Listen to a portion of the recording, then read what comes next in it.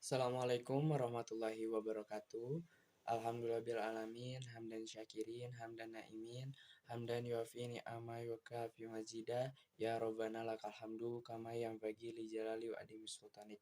Allahumma sholli wa sallim ala Sayyidina Muhammad wa ala ali Sayyidina Muhammad. Sebelumnya perkenalkan, nama saya Lalan Ardiansyah. Saya dari kelas F2 Manajemen dengan MPM 101204705. Baik, video ini dibuat untuk memenuhi salah satu tugas ujian tengah semester mata kuliah Pendidikan Agama Islam 4. Dibuatkan video ini, saya akan membahas mengenai bab 1 sampai bab 6. Oke, kita akan bahas materi yang pertama, yaitu bab 1 mengenai Ma'rifatul Insan. Ma'rifatul Insan ini mempunyai dua kata, yaitu makrifat dan insan. Ma'rifat berarti mengenal, sedangkan insan berarti manusia atau diri sendiri. Jadi ma'rifatul insan dapat diartikan mengenali diri sendiri. Secara istilah, ma'rifatul insan sendiri merupakan suatu proses mengenali dan memahami penciptaan manusia oleh Allah Subhanahu wa taala. Setelah kita mengetahui apa itu ma'rifatul insan, perlu kita ketahui dulu definisi manusia. Manusia itu sendiri bisa kita pahami secara bahasa bahwa manusia berasal dari kata manu, Sanskerta, mens itu Latin yang berarti berpikir, berakal budi atau makhluk yang berakal budi, mampu menguasai makhluk lain. Secara istilah, manusia dapat diartikan sebuah konsep atau sebuah fakta, sebuah gagasan atau realitis sebuah kelompok atau seorang individu. Bahkan Allah Subhanahu wa taala menyuruh para malaikat untuk bersujud kepada Adam alaihi salam sebagaimana dalam firman Allah Subhanahu wa taala dalam Quran surat Al-Baqarah ayat 34 yang bunyinya A'udzubillahi minasyaitonirrajim. Bismillahirrahmanirrahim. Wa idz qulna lil malaikati isjudu li adama fasajadu illa iblis aba wastakbaru wa kana minal kafirin, yang artinya, dan ingatlah ketika kami berfirman kepada para malaikat, sujudlah kamu kepada Adam, maka sujudlah mereka kecuali iblis. Ia enggan dan takabur dan adalah ia termasuk golongan orang-orang yang kafir. Quran surat Al-Baqarah ayat 34 ya di atas menjelaskan bahwa iblis itu enggan bersujud kepada Nabi Adam alaihi salam. Setelah kita mengetahui ma'rifatul insan itu apa, definisi manusia itu apa, kita perlu mengetahui asal-usul manusia itu dari mana. Dilihat dari asal penciptaannya, manusia tersusun dari unsur bumi dan unsur langit. Unsur bumi karena manusia diciptakan dari tanah, sedangkan unsur langit karena setelah proses penciptaan fisiknya yang sempurna, Allah meniupkan ruh kepadanya melalui langit. Asal mula penciptaan manusia itu dari tanah. Definisinya, dalam penciptaan makhluk hidup termasuk manusia, beberapa ayat Al-Quran menyatakan pentingnya peranan tanah liat. Hal ini dikemukakan dalam beberapa ayat berikut, seperti dalam Quran surat Al-An'am ayat 2 yang bunyinya huwallazi khalaqakum min tinin summa qada ajala wa ajalum musamma indahu summa antum tamtarun, yang artinya dialah yang menciptakan kamu dari tanah, sesudah itu ditentukannya ajal kematianmu, dan ada lagi suatu ajal ada pada posisinya yang dia sendirinya mengetahuinya, kemudian kamu masih ragu-ragu tentang berbangkit itu. Quran surat Al-An'am ayat 2. Kemudian Allah juga menjelaskan dalam Quran surat As-Sajdah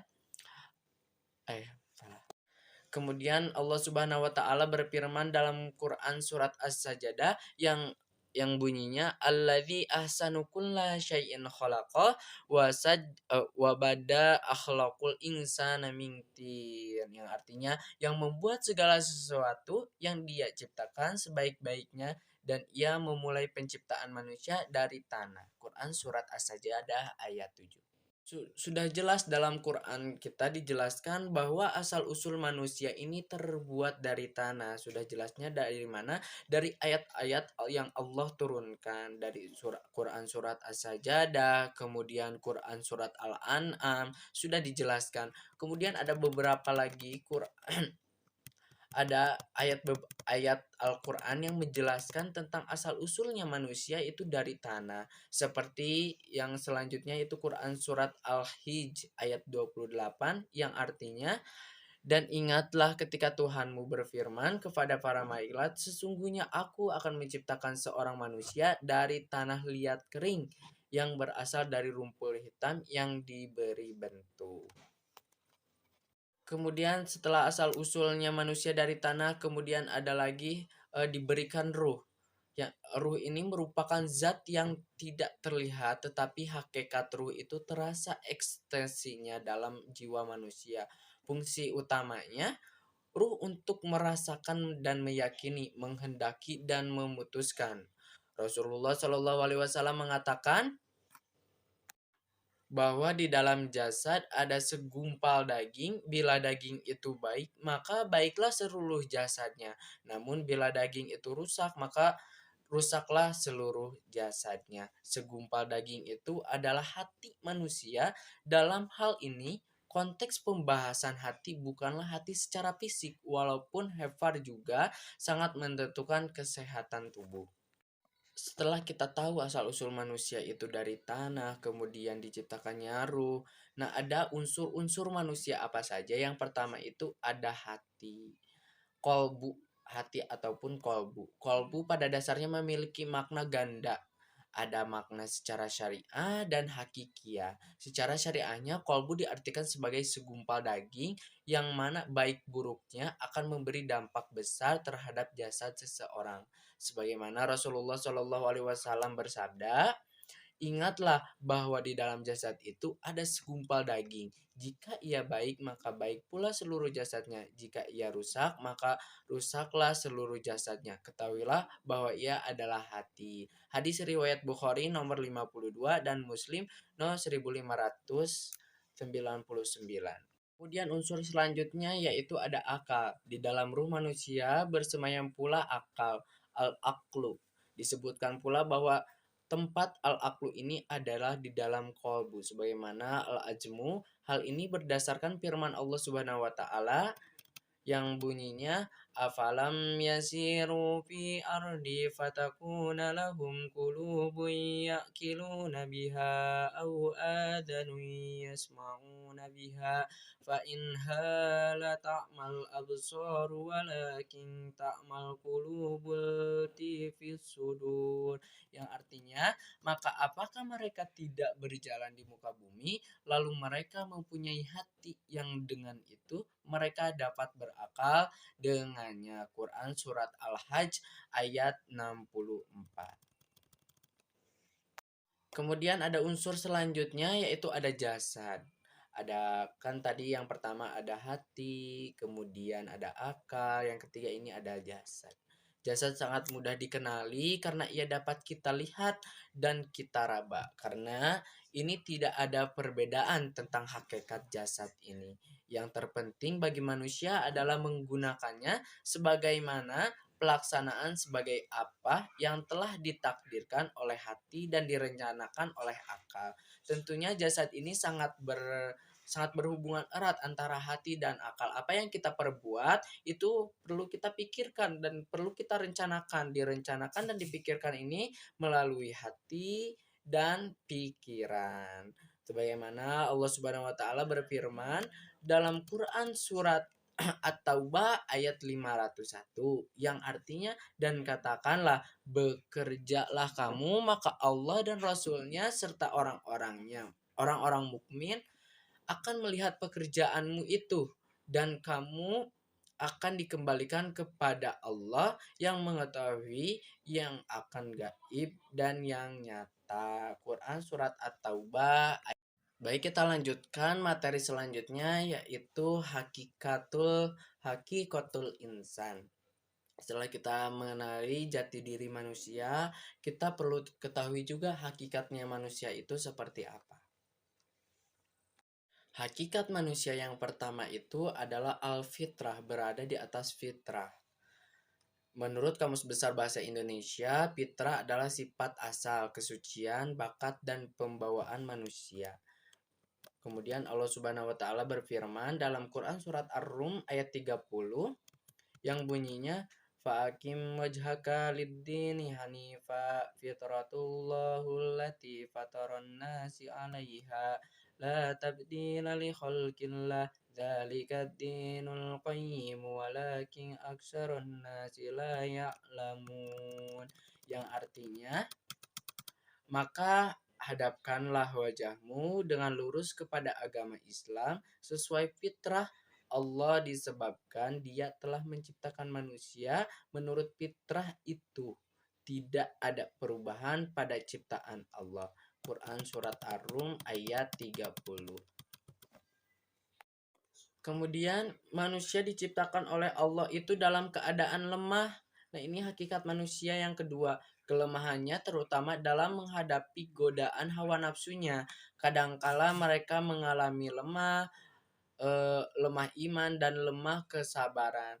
Kebanyakan umat agama Islam ini memiliki sifat hakikat yang lemah dalam imannya, terutama imannya akan diguncang, akan dicoba gitu oleh lemah atau tidaknya.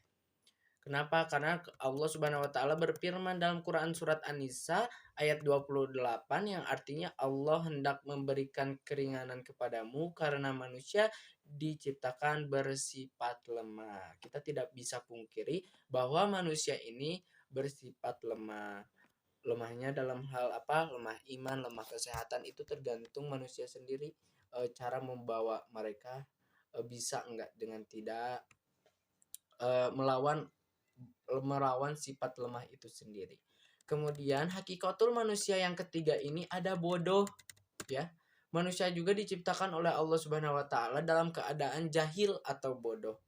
Allah taala mengungkapkan kondisi bodoh ini dengan firman-Nya dalam Quran surat Al-Ahzab ayat 72 yang artinya sesungguhnya kami telah menawarkan amanat kepada langit, bumi dan gunung-gunung, tetapi semuanya enggan untuk memikul amanat itu. Mereka khawatir tidak akan melaksanakannya karena berat, lalu dipikulah amanat itu oleh manusia. Sungguh manusia itu sangat zalim dan sangat bodoh.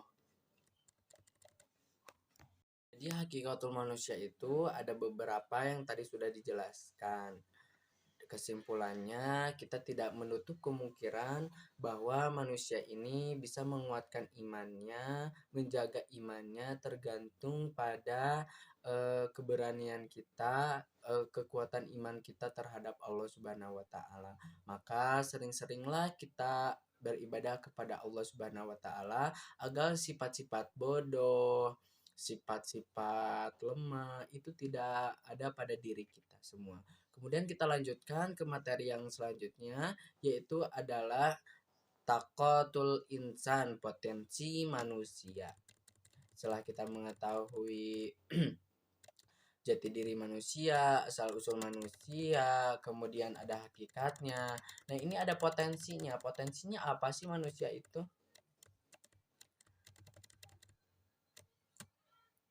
Potensi manusia menurut Kamus Besar Bahasa Indonesia adalah kemampuan yang mempunyai kemungkinan untuk dikembangkan, kekuatan, kesanggupan daya, dan manusia menurut Isalah. Mungkin itu saja yang dapat saya sampaikan. Kurang lebihnya saya mohon maaf. Billahi taufiq wal hidayah, waridho wal inayah. Wassalamualaikum warahmatullahi wabarakatuh. Terima kasih.